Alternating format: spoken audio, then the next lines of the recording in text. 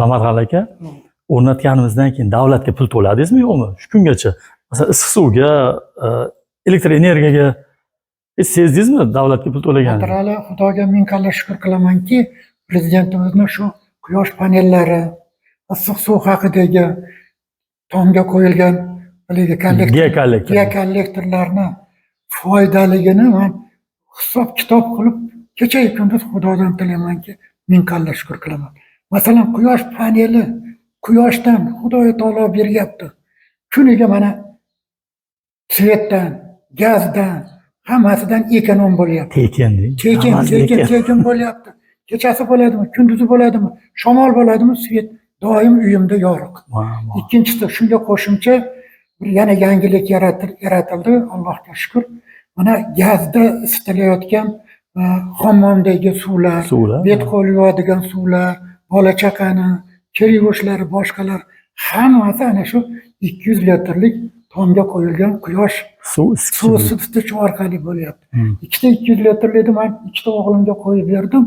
Hozir kechqurunlari 80-90 ga chiqib ketyapti hatto. Hozirgi kunlarda. Uni kunduz kuni ham, qishda ham bas. So'xtirda ulaganman, uni o'zini kompyuteri bor, kompyuterda ko'rsatib turibdi. Eng pasti 70 gradus. Ertalab betvozni yuvgani kirganda hammasida shu 70 gradus turibdi. Hammasi bir-biridan toza suvlar. Endi o'ylaymanki, bundan ortig'i bo'lmaydi. Ayniqsa mana qari ota-onalarimiz, qari odamlar, nogiron odamlar uchun bu judayam foydali narsa. Borib gazda suv isitib, torat ibodat qilib, yo hammomga kirib cho'milganda bu toza, doim tayyor suv. Qachon xohlasangiz, kecha kunduz suv bor. Dushga qo'yasizmi, o'zingiz boshqa idishga solasizmi, nima qilibki bo'lsa foydalansa bo'ladi. Bundan bunaqasini men mana 83 yoshga kirib eshitmagan edim. Shuning uchun prezident farmonlarini televizorda doim ko'rib, mana undan tashqari olimlarimiz olib borayotgan gaplarini eshitib, nihoyatda xursandmanki, mana shu Botural sizni firmangiz orqali menga shunchalik sharoitlarda Alloh tomonidan bergan quvvatlardan foydalanayotganimga. O'ylaymanki, xalqimizga mana hokimiyatimizdan ham so'rab, iltimos qilib, prezidentimizning farmonlaridan to'liq foydalanishimiz kerak. Mana subsidiyalar beryapti, garantiyalar beryapti. Shu viloyat prokuraturasi deysizmi, shahar hokimiyati deysizmi, mahalla raislari deysizmi, hammasi shug'ullanyapti, lekin ko'p odamga shu narsa tushunmagan. Mana kelinglar yig'ilish qilib, mana men masalan boshimdan o'tyapti, 3 oyning ichida mazza qilyapman.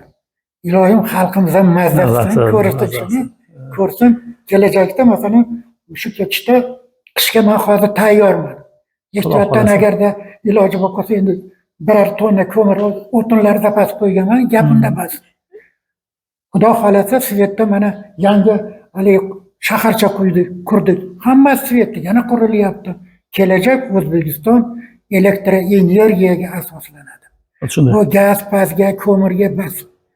Ob-havoni toza saqlashda, xalqimiz mana yangi chiqqan transportlardan foydalanishda. Men o'zim Xudo xolasa Alloh beraman deyapti. Xudo beradi. Niyat qildik-ku. Niyat qilganmiz. Mana shu ishlarni amalga oshirishda butun xalqimizga talabim shu. Iloyim hammaga buyursin. Kimki shuni eshitsa, ko'rgisi kelsa, meni eshigim doim ochiq. Yo'q payt maslahat beraman, o'rgataman, ko'rsataman. Kredit kerak bo'lsa, kredit olib beraman. Hamma sharoit bor. Yana nima qilib berish kerak? Ayting. Davlatimiz, prezidentimizga, viloyat hokimi, shahar hokimlariga ming rahmat.